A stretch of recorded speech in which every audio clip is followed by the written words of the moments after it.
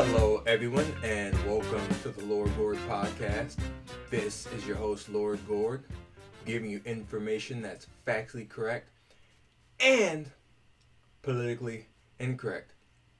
And I'm coming with a buzzsaw filled with facts this week.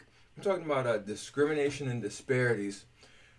And if you want to listen to my podcast about the insidiousness of social justice, go ahead and listen to that. That's going to be a little bit more in-depth as to why people harp on these disparities so much and what their true intentions are. I'll give you a hint. Their true intentions are very evil. So this podcast, I'm just going to read off a lot of disparities. This is riff a little bit about why that's so. I've been very busy, so I haven't had as much time to prep as I usually do have, but bear in mind, it's still going to be factual and entertaining like the Magic School Bus. Alright, so this is give some disparities, a little disparity potpourri, a little bit of disparity appetizers here. Alright, over 90% of American workplace deaths are male. Over 90% of American prisoners are male. Blacks make up 12% of the United States population, but have committed 52% of the murders since 1975. Blacks are 12% of the population, but make up more than 75% of NBA players, and they make up over 60% of NFL players as well. In New York City, blacks are 25% of the population, but commit 2/3 of all violent crimes and 3/4 of all shootings. Fun fact, if you combine the black and Hispanic shootings together, they commit together 97% of all shootings in New York. 3 out of 4 K-12 teachers in America are female. Since 1982, women have been the majority of students on American college campuses. Jews are less than 1% of the French population, but are over 50% of hate crime victims. In the decade of the 1960s in Malaysia, the Chinese minority received 408 engineering degrees. The Malay majority received 4 engineering degrees. In the days of the Turkish Muslim Ottoman Empire, there were whole sectors of the economy and industries that were predominantly filled with Christian minorities like Armenians and Greeks. Germans were about 1% of the population in Tsarist Russia, but made up 40% of the Russian army's high command. In mid-19th century Melbourne, more than half of all clothing stores were owned by Jews, even though Jews never made up 1% of the population. 93% of sex crimes committed by migrants in Finland are migrants from Islamic countries. Apart from a handful of corrupt politicians and aristocratic Spanish mestizo families, all of the Philippines billionaires are of Chinese descent, even though they are a minority. I was also reading, I got a lot of these facts from Tom Sowell books, many different places all across books and the net. But even though Chinese are a minority in the Philippines, you rarely see Chinese working for Philippine people, but you always see Philippine people working for Chinese. So why did I point out so many of these disparities? The reason being is because so many disparities are pointed out as being sinister or being because of discrimination, racism, sexism. Did you know that in every level of college, whether that's community college, bachelor's, master's, or PhD, when it goes across gender and race, the women out-earn degrees, every single kind of college degree, than their male counterpart in their ethnic group. So black women get more degrees than black men, white women get more degrees than white men, so on and so forth in every single category. Yet, you'll never hear about how college campuses discriminate against men. All you hear about is, why aren't there more women in tech? Why are there so many women in biology? Why are there so many women in veterinary science? Why are there so many women in the humanities? Why are there so many women in child development? See, they never ask those questions because one, they're under the assumption that yeah, at least the gender ideologues are under the assumption that all differences in male and female behavior are socially constructed, and the only reason why people choose to do the things they do aren't because of natural and cultural and personal inclinations, but because of mass brainwashing and you know patriarchy, whatever they want to say. But the great irony is that they are the dispensers of mass propaganda. They are the ones going against human nature. They are the ones purveying an ideology of resentment and misery. Also, you see a lot of people questioning Jews, like in America. I say like, oh, Jews are less than 10% of America, yet they run Hollywood, the mainstream media, so on and so forth.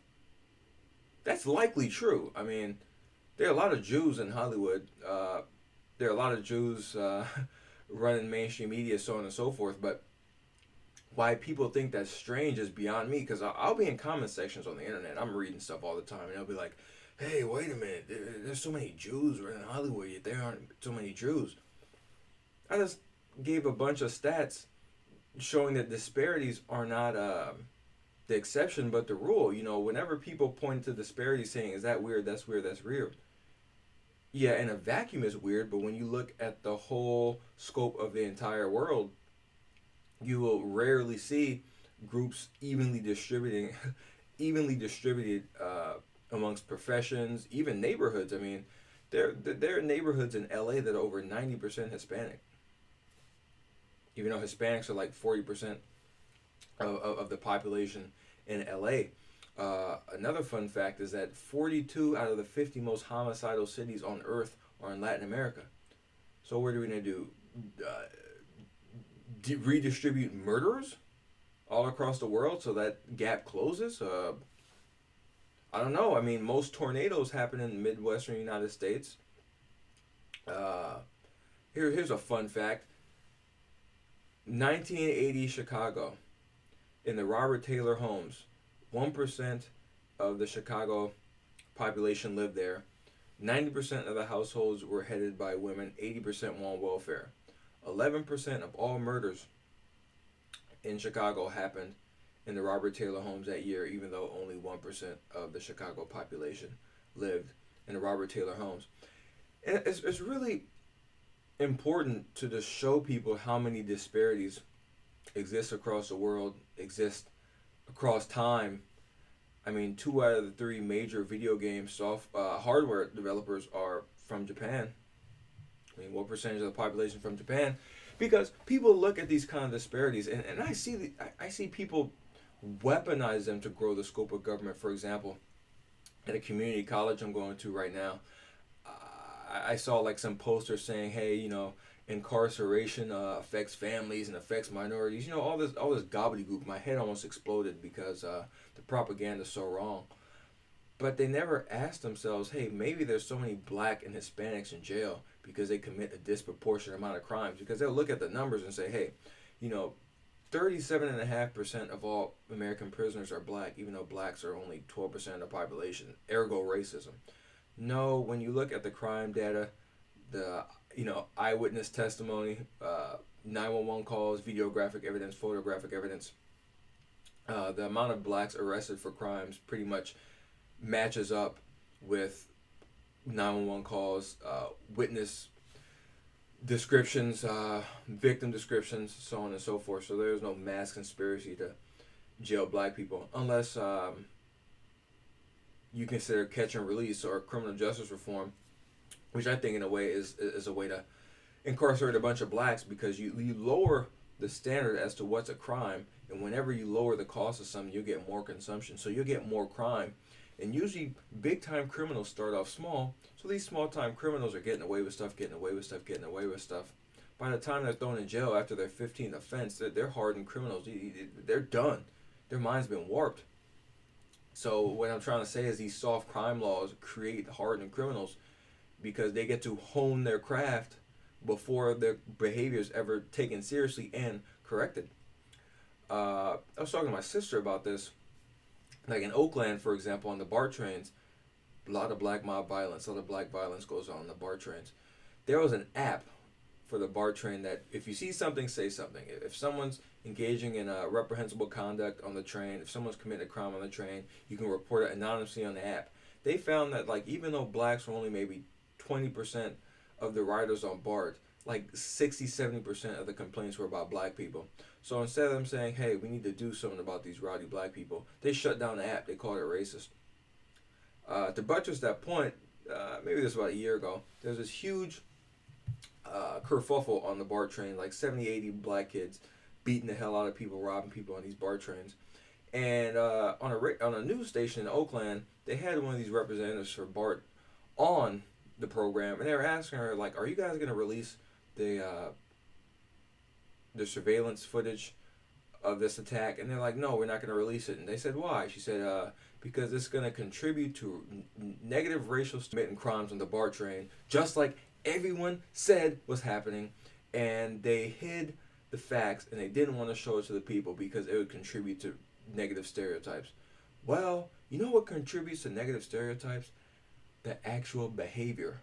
So maybe if you want to change the stereotypes, you change the behavior.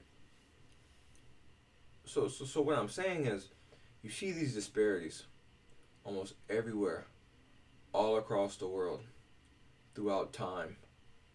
And people, I mean, maybe some of these disparities are due to discrimination, maybe. But you can't just point to the data and say this is due to discrimination. You can't say, hey, blacks are declined mortgage loans more than whites, therefore racism. But Asians are declined less than whites. So are the banks racist towards Asians? Are you saying that the banks look at these black people and say, hey, even though we can make some money off you, we're going to choose not to do that because of the color of your skin?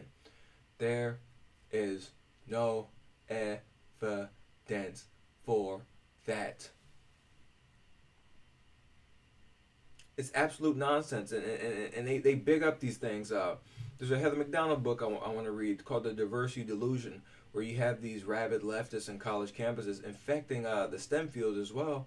And they're talking about, hey, we need more women, traditional scientific criteria is sexist and racist because there aren't enough blacks here.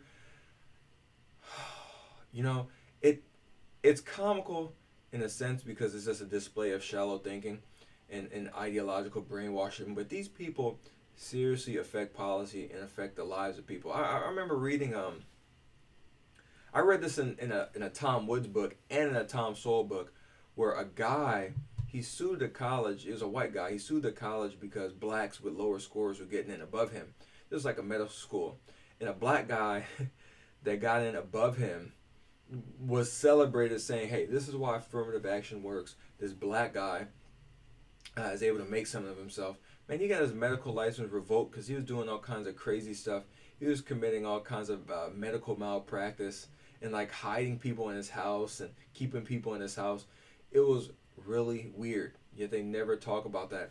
And the fact of the matter is, how many people's lives have been hurt? How many businesses have lost money because they were forced to hire someone based on these statistics that say, hey, these disparities are due to discrimination, so we're going to force you to hire people that don't meet your standards because of the color of your skin. It's absolutely crazy. I have a podcast about the housing boom and bust. Read the book by Tom Sowell. Literally, the same disparities equal discrimination is the reason why the governments forced the banks to make loans to minorities that didn't fit the traditional criteria that the banks wanted, because diversity, inclusion, everyone deserves a home, so on and so forth. So they're really dangerous ideas out there. So whenever you see people just throwing around stats, they'll say, I don't know, women are half the population, but I don't know, or like 20% of members in Congress. Go ahead and say, hey, women are half the population, but they're they're 3/4 of K through 12 teachers. Men are half the population. They're 94% of the prisoners. What are you gonna say? The criminal justice system is sexist? We need to start arresting more girls for rape and murder and assault and robbery? Get real. Like, people need to really start standing up to these people. Hold your testicles and say, you are filled with nonsense. You are a racial agitator. You are a gender communist. You're trying to subvert our culture. You're trying to grow the scope of government to reward your friends and punish your enemies. And you don't think about the short or long term ramifications of your ideology. There's another stat that I was thinking of, but it kind of slipped my mind. But oh, here's a disparity for you. 1998, Fragile Family Study surveilled about 3 to 5,000 families. Married families, people who had babies out of wedlock, and what they found was that after the 5-year mark, 80% of the married couples are still together. Yet only a third of the non-married couples are still together.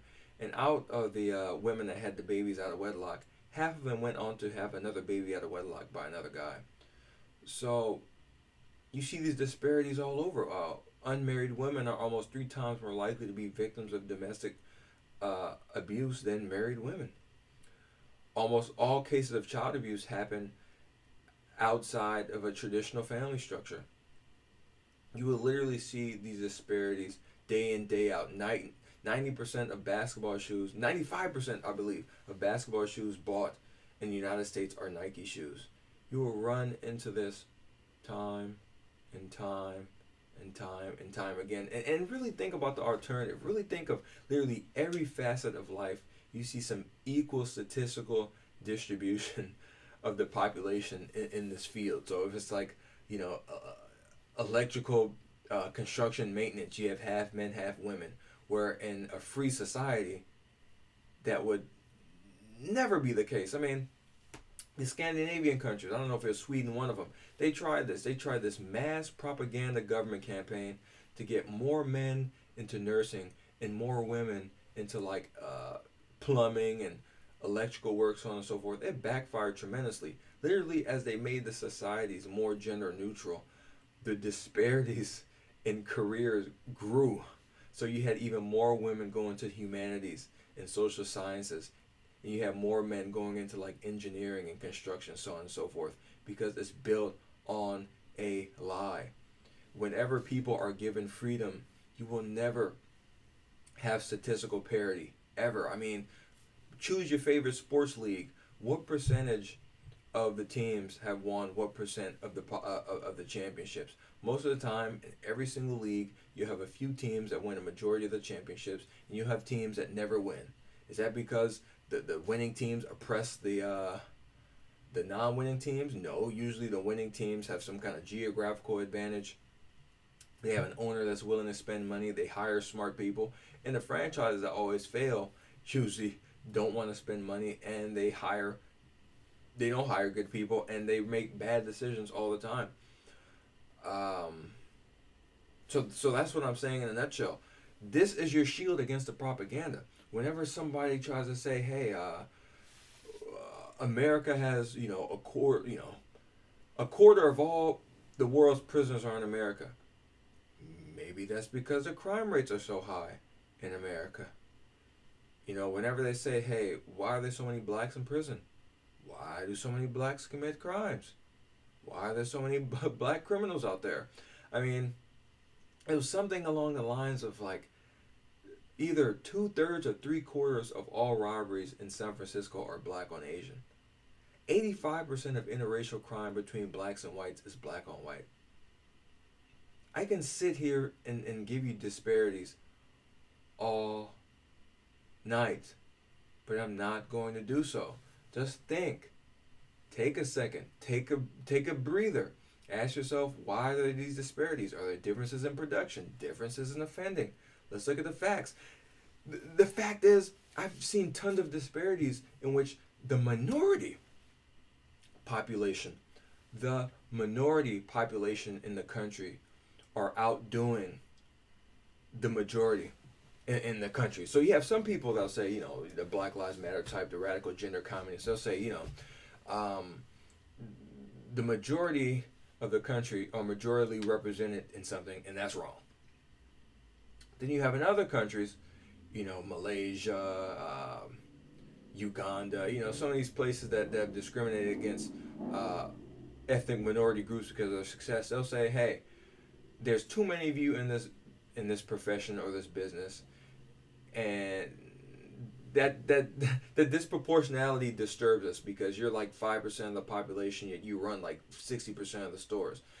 Just to go back, that's what people say about the Jews. Well, how the Jews such a small population, yet they're overrepresented in media and academia and all these other things. So let me get this straight. You have people that get upset when the majority of the population is represented in something. And you have people who are represented in the majority of something. So what I see, what the commonality is between both these things are resentment. They resent either the success of the majority or the success of the minority. And control. They want to be able to control the lives of other people. They want to impose their vision of the world on other people. And I have my views. I have my values. I don't accept any kind of behavior. I don't accept any kind of ideology. But rarely, if ever, do I want to use the power of government to force someone to think how I think or act the way I act. I believe in incentives and constraints of culture. Just one last point before I go. Before blacks, the black American morality crumbled tremendously under the wake of the welfare state, leftism, so on and so forth. You had a time before the 60s in which when a black woman had a baby out of wedlock, it was so embarrassing that her family shipped her to the South. There's an episode of The Jeffersons where Weezy was upset at her younger sister for abandoning the family, but the younger sister left because she got pregnant out of wedlock and couldn't face the shame and embarrassment that would be bestowed upon her by her family.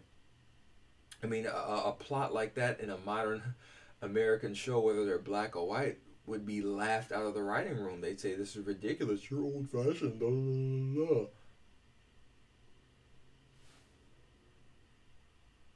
So that's what I'm going to leave you guys off with. It's getting crazy out there. This culture war is getting insane, and sometimes I just can't take it. I just hear some of the nonsense that comes out of people's mouths, and I just have to keep a cool head or my head's just going to explode. So use this, listeners, to shield yourself against the SJWs, the gender communists, the purveyors of hostility. That's the Lord Gord Podcast.